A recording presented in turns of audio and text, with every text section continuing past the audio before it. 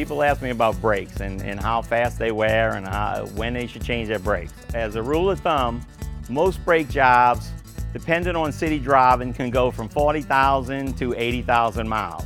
Most domestic cars have a telltale sign, which is a little metal thing that rubs on the rotors when it's time to change your brakes. If your brakes are starting to wear out, you'll hear a little squeak as you're driving, all right? And if you hear that squeak, touch the brakes, all right? If you touch the brakes and it goes away, that means that it's time to change your brakes. I know most people won't hear it because they got the radio too loud, or they playing with the cell phone, or doing something when they should be driving. Sometimes your car's trying to tell you something and you're not listening. This is your rotor on your car. This is your brake pad.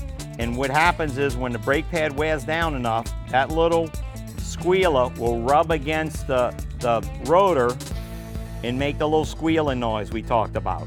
So as it's turning, it's rubbing on the rotor itself, and it makes the squealing noise. What happens is people don't listen to it. It wears the whole pad off of the backing, then it becomes metal to metal, which is the rotor. That's when the grinding starts. The best advice I could give you is listen for the squealer.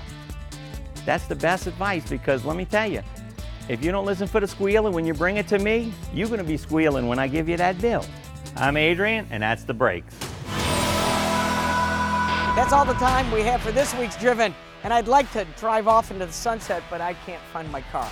Anyway, next week we'll show you how to find your car. Until then, stay driven, my friend. I know I parked it around here somewhere.